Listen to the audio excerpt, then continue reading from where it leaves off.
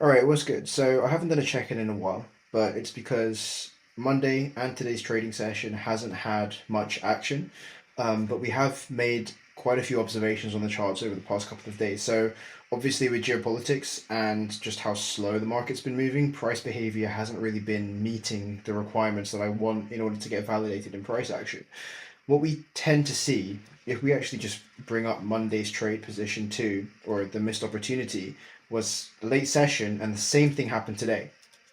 Now, it's typically what I'd have is a top down analysis. We'd have, as you can see on the left of my screen, my requirements. We've got the current range, we've got the liquidity area, we've got the mirror, we've got the narrative.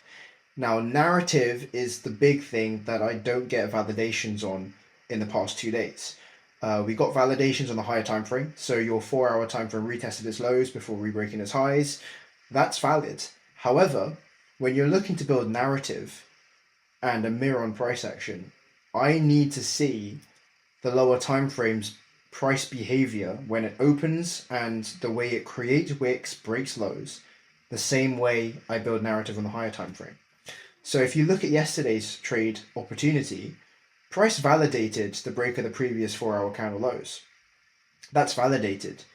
However, we never got the proper retest back to the same level. However, I don't think you need that. What I'm forgetting now is if you've got higher time frame confluence, we could actually just look for a break of the highs as validations on the lower time frame. This was the 30-minute time frame. The lower time frame also said the kind of the same story. The biggest trouble and challenge that I'm finding now is if I want to get validated into a trade position, I'm also very fixated and focused on my risk to reward. I want to risk 1% to make 2%. It is very difficult with yesterday's trade position. If I take a wick break of the high here, where am I setting my stop loss? And if my stop loss is at these lows, take profit the same area, that's not a 1 to 2. It's not an A++ setup because I'm chasing after that 1 to 2 minimum for my risk management. I want to pass this account. It might be getting to your head. The strategy remains the same. Same thing with today. Now, I missed this trade position because I wasn't so sure when this candle opened up. You can see here, 30-minute gave you the closure above, 30-minute came down. This is the wick break at a previous 4 hour low. This is the 4 hour that opened. You broke the low, retested the low, you closed below. This was the trade position I came very close to. I said you take a rebreak of the current 30 highs. That's where your buy stop is. I placed the buy stop in my terminal. But the thing is, price action closed you below. I cancelled the buy stop because there's no bottom wick on this candle. If there was a tiny bottom wick on the 30 lows, I will still be validated for a wick break of the high, but you didn't get that. And that's why I cancelled my buy stop. However, you've got to think, you've got the current range technically still being respected on the higher time frame. You've got liquidity areas, because if you look on the 1 hour, you had the closure above the range. Now, granted, price action here just looks really trash. You've got body of the candle closing below the previous wick highs. Same thing happens here, same thing happens here, and then boom. Price action has been trading really weird. You have to understand that. But as a trader, you want to pass the evaluation. You want to make sure you're getting good quality trades. You still can identify good quality trades on the higher time frame building narrative, but you have to understand that price action may not be printing exactly the same price wick behavior. If you look to the screen here and yesterday's trading session, candles don't look to be the best, but it's still showing you the same form of confirmation that you need, the minimum form of requirements for you to actually get validated into a trade position. This was enough.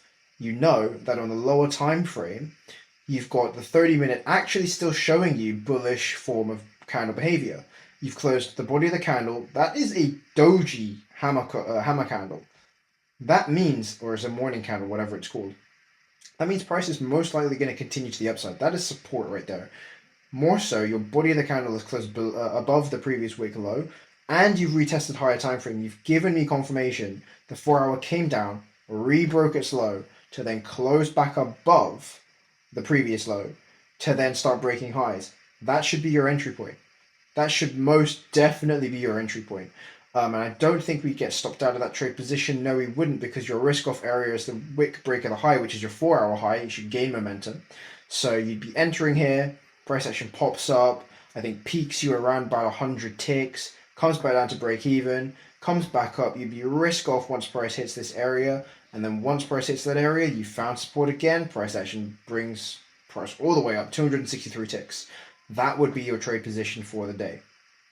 A late trading session, a late trade position, finishing out at 6:05 for me, past London close, but you've done it. So the observation that I've made over Monday and Tuesday is, if you've got higher time frame confirmation and you've got lower time frames still giving you technically bullish indication, it might not be very strong, but it's still validated. You've got to take the break at the highs. You've got to take that trade position, because if you've got conviction, you've got to take it. You have to adapt. Sure, it's not the best form of price action that I would typically take, but it is price action that still validates you into the markets. You just got to work a little bit harder to find it. You just got to work a little bit harder to identify something that is less obvious to you in the market. It's a bit scarce. The market is testing you.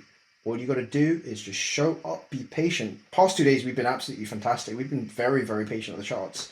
But this, we could have taken this. We could have also taken this from yesterday. So have a think about it. Hopefully Wednesday will give us something more. We'll come back for. So I was saying Wednesday, because my thing cut out. Wednesday will hopefully give us a better trading opportunity, and we're going to utilize the observations I've made on Monday and Tuesday to see if we're actually going to take the validations and really use the intuitive of conviction and build narrative even further than what we've done, which actually challenges you more as a trader, which is fantastic. So prioritize and utilize what you can of this market. You're still gaining experience. It's the first time we've had any of the geopolitics play a big part in the market, but it's also a very slow week, and we don't really get too many of these slow weeks with not too many folders for news as catalysts. Use it to your advantage. It's pure price action. It's pure price play. You've got Monday and Tuesday that's gone. You've taken those two learnings. You've taken those two opportunities. You've observed them. I can't speak. But now we go into Wednesday. You're in full control of Wednesday. Understand what's happened in the past 2 days, and also not assume, but expect the same form of price point behavior on Wednesday, and then use this to your advantage. You can build the conviction, you understand price behavior, and build. That's all you got to do. And then tomorrow, hopefully, we come back and we can say, yep, we've executed a perfect trade. This is a 7.23 risk to reward ratio.